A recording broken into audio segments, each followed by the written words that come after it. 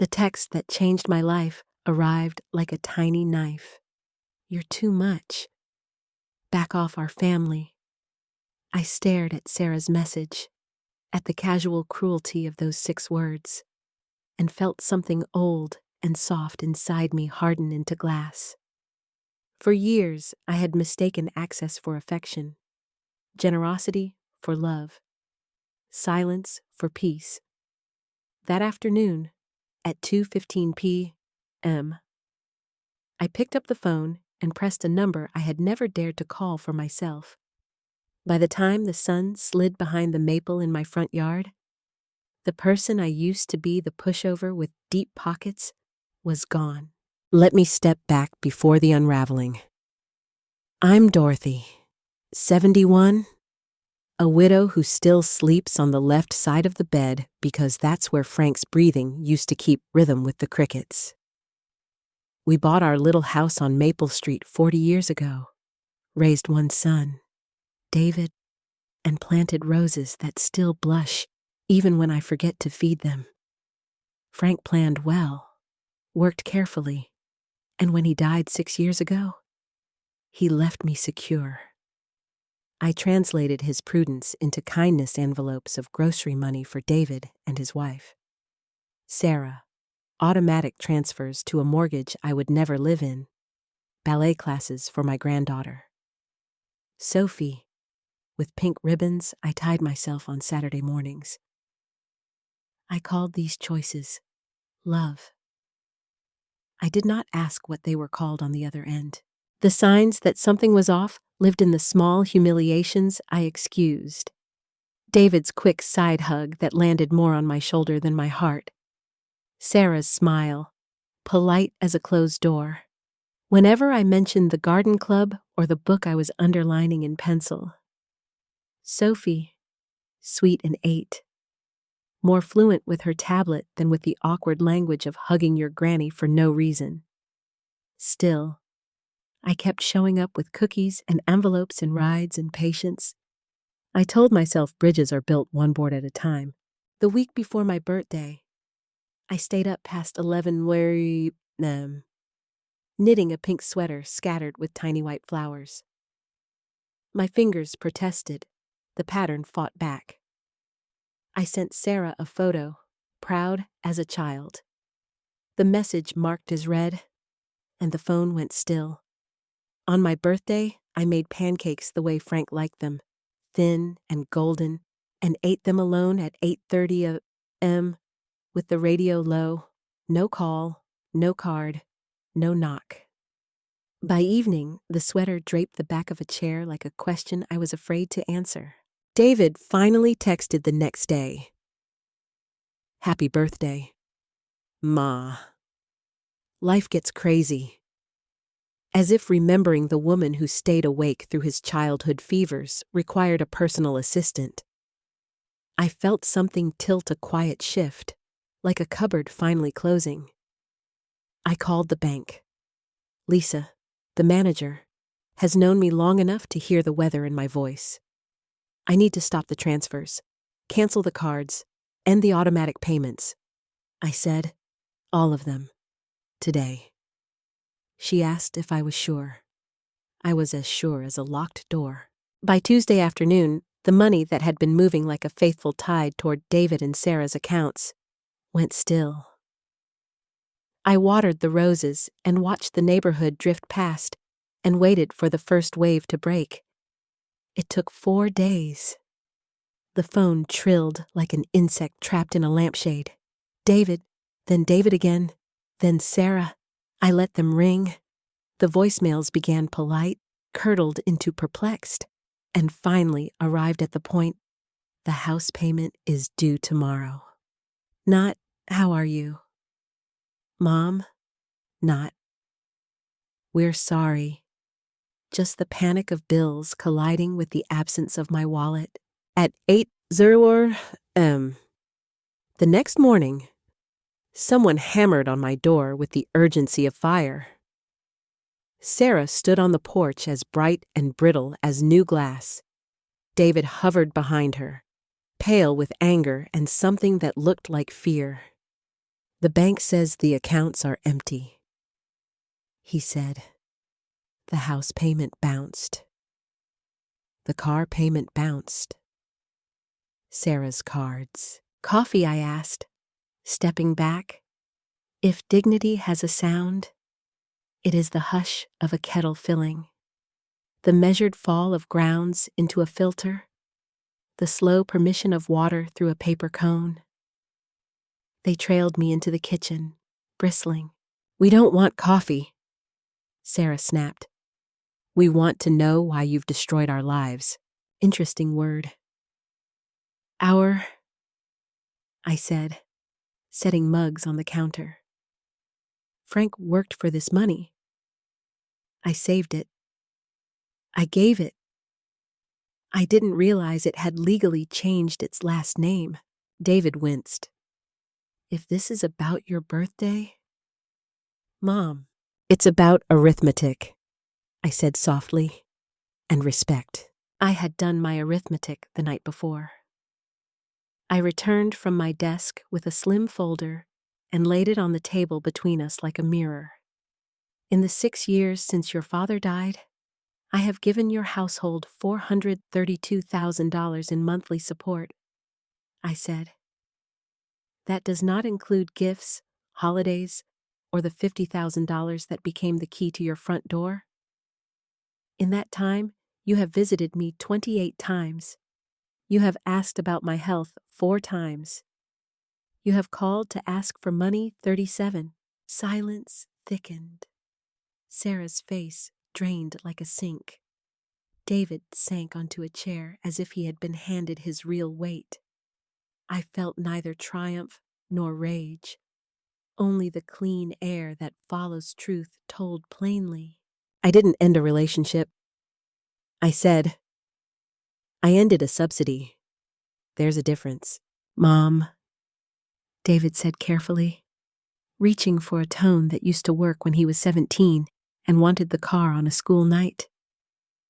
We can do better. We'll call more. We'll visit. But without that money, Sophie's school, the house, everything depends on it. Then everything you have built depends on something that was never yours to assume. I said, generosity is not a salary. It requires gratitude, not entitlement. I looked at my son, then at the woman he had married, and decided to try one last bridge. 60 days. I said, show me in ways that are quiet and real that I matter as a person, not a purse, not gestures born of panic.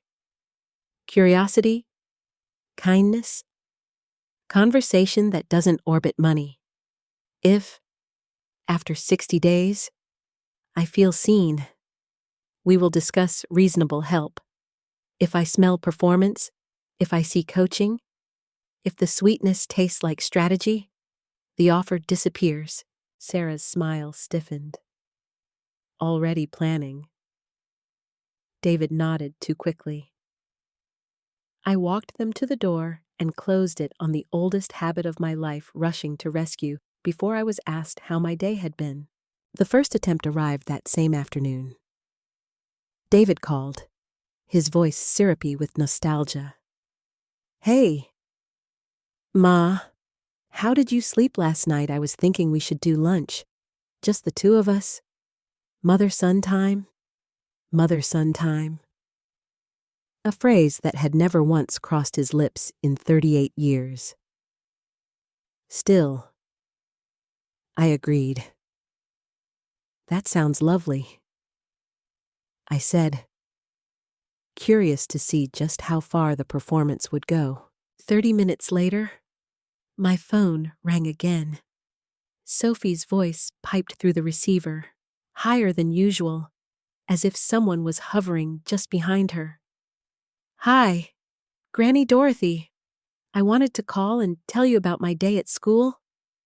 She launched into a recitation about friends and teachers, her words tumbling in a rush that felt rehearsed. When she paused, I asked gently, Sweetheart, do you really want to talk right now? Or would you rather go play? A small giggle came, lighter, Real? Can I go dress my dolls? Of course, I said. I'll always be your granny, no matter what. After she hung up, I sat staring at the phone, equal parts heartbroken and furious that my son and his wife had turned an 8-year-old child into a pawn. The days that followed dripped with their clumsy attempts at repair. Day 3 brought a glossy fruit and chocolate basket, the kind people send to offices when they want to look generous. Sarah called soon after, her voice wrapped in artificial cheer. Did you get our surprise? We've been thinking about you always.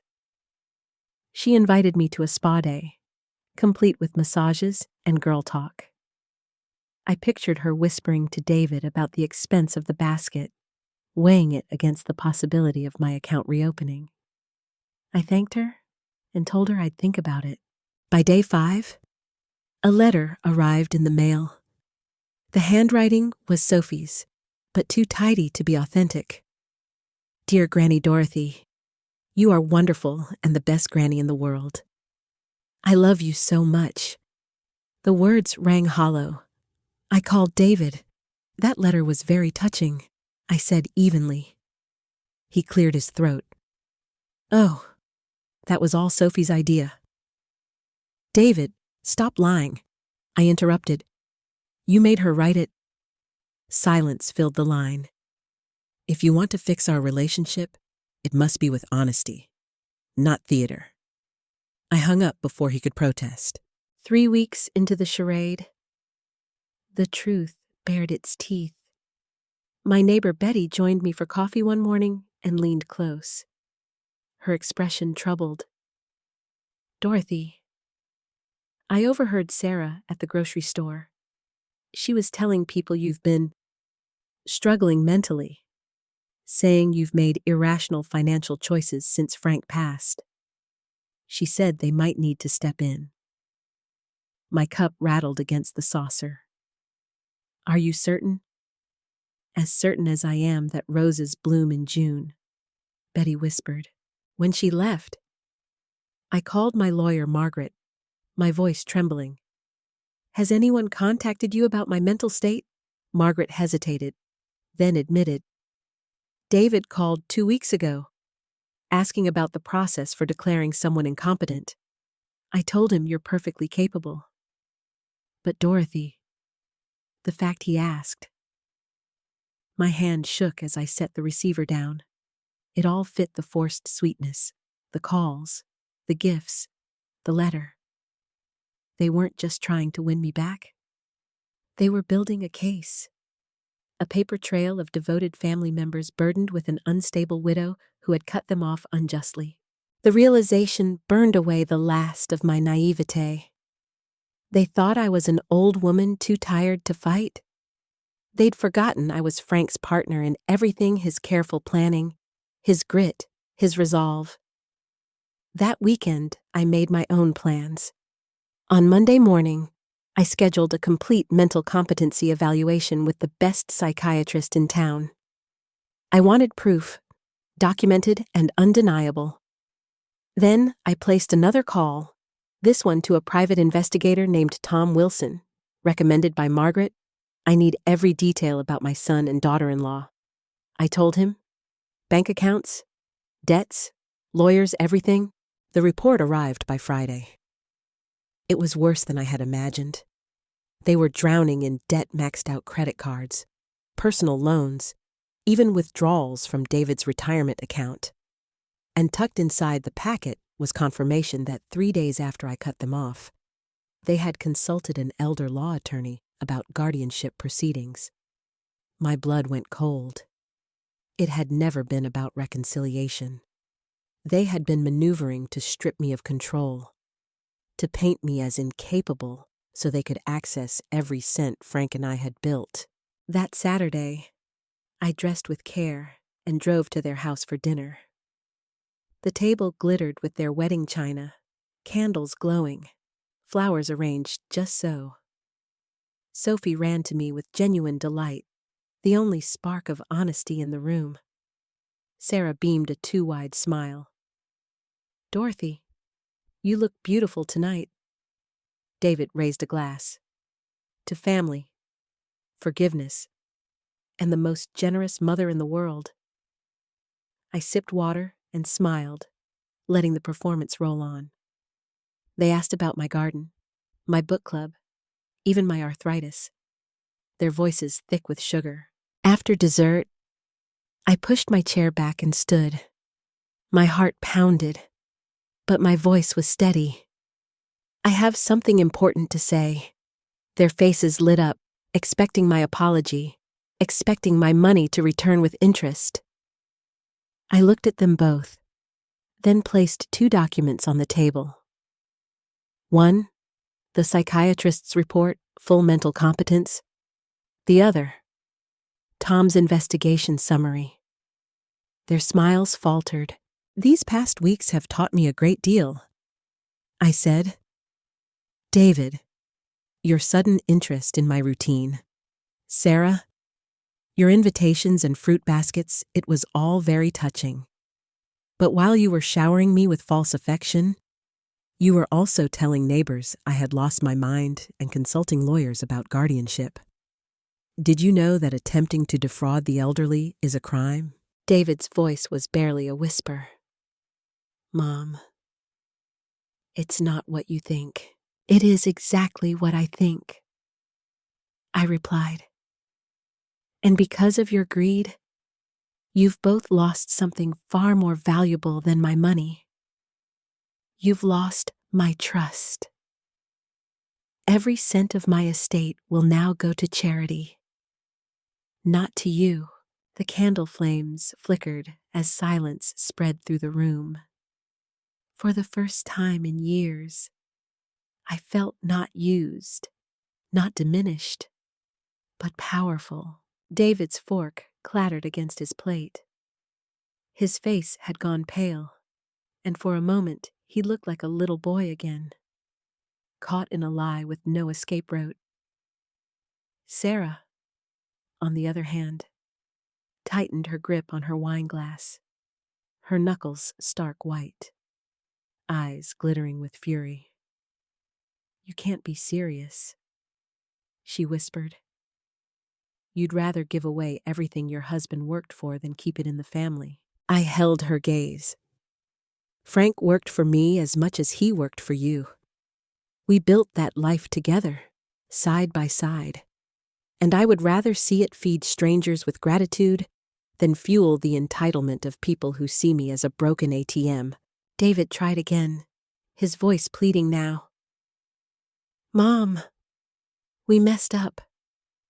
We should have remembered your birthday.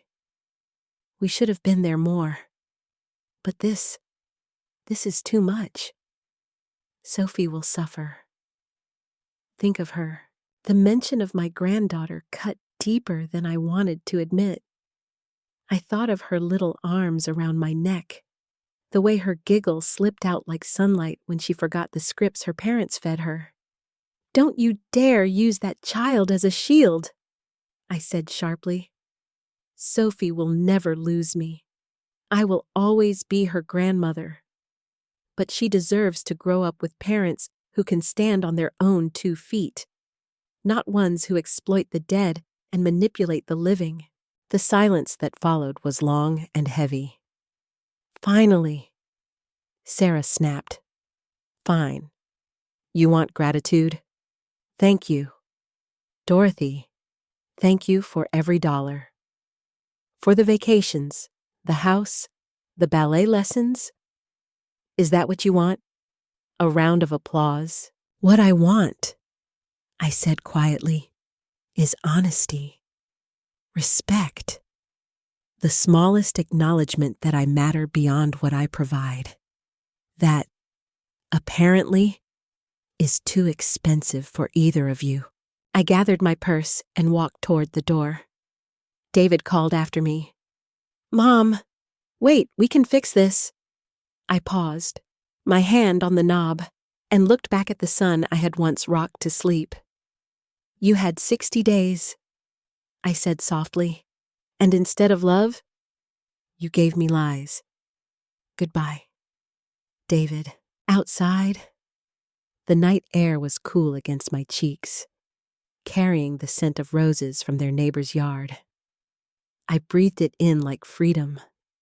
For the first time in years, my steps felt steady, not rushed by guilt or softened by compromise.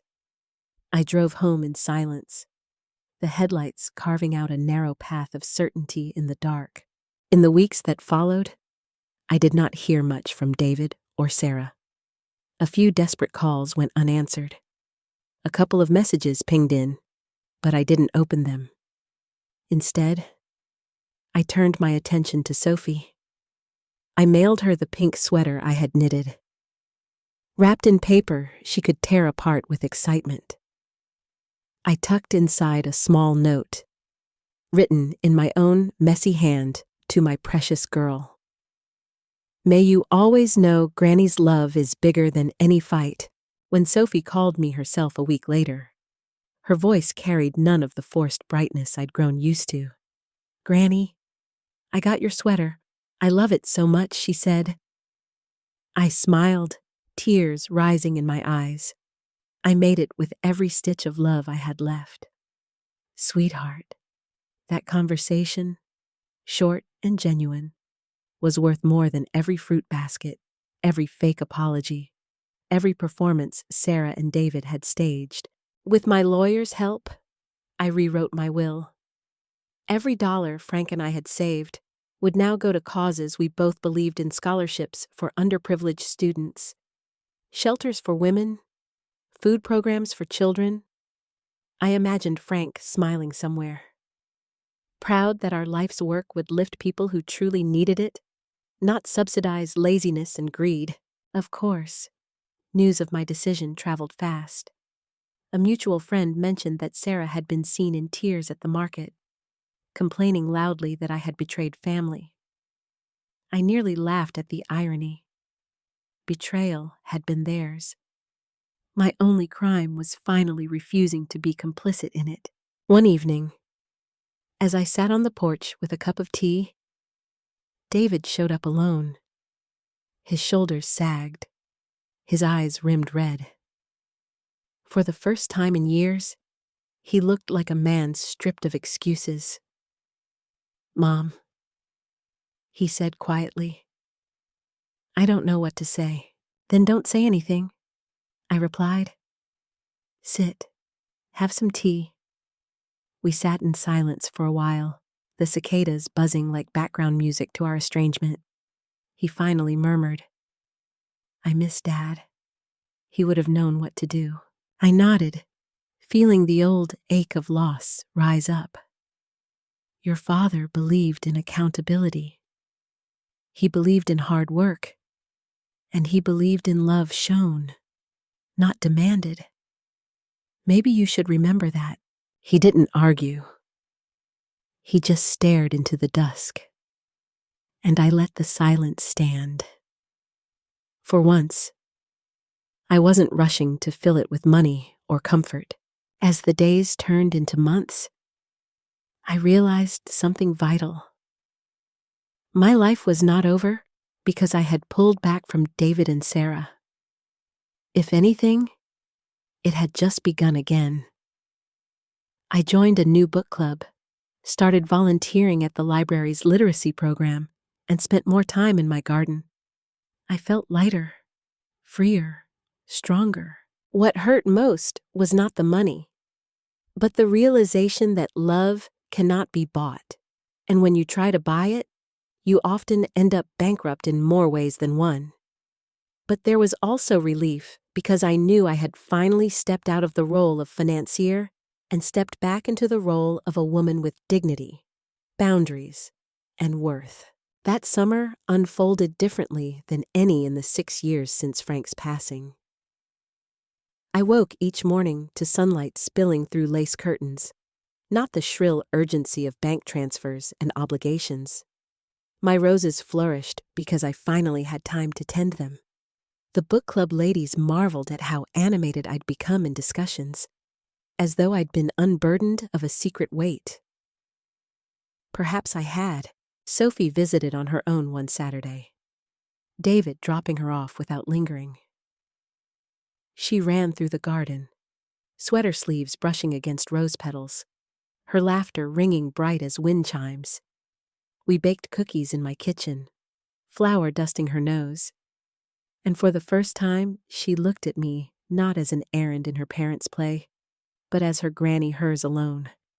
As she licked chocolate from her fingers, she asked, "Granny, will you always love me even if Mom and Dad are mad at you?" My heart cracked and healed all at once. "Always, sweetheart," I whispered. "That will never change." In the quiet that followed, I thought about the years I had poured money into David's household, mistaking dependency for closeness. Love had become transactional. Every hug weighed against a check, every visit shadowed by an unspoken request. It took being forgotten on my 71st birthday to wake me up. That silence at 8:30. Pancakes eaten alone at the kitchen table had been the cruelest gift, but also the clearest. David called less as the months passed, and Sarah not at all. Rumors drifted back through neighbors and mutual friends, whispers about how hard things had gotten, about Sarah applying for a job for the first time, about the townhouse being listed for sale. I felt no glee, only a sad, firm resolve. Every family must live within its means. Mine was no different. What I had now was peace, and peace was priceless. I could sit on my porch at dusk, sip tea, and watch the world pass without my phone buzzing like a frantic bee. I could choose what I gave time. Love, cookies, knitted sweaters, not because someone demanded it, but because it brought me joy. That distinction changed everything. One evening, Betty joined me on the porch, her dog tugging at the leash. She squeezed my hand. "You did the hard thing, Dorothy. Most people your age wouldn't dare." I smiled. It wasn't courage, Betty, it was survival. If I hadn't drawn a line, I would have disappeared into their need and never found myself again. When Sophie hugged me goodbye that night, I realized she was learning something too. Boundaries aren't cruelty. They're lessons in self-worth.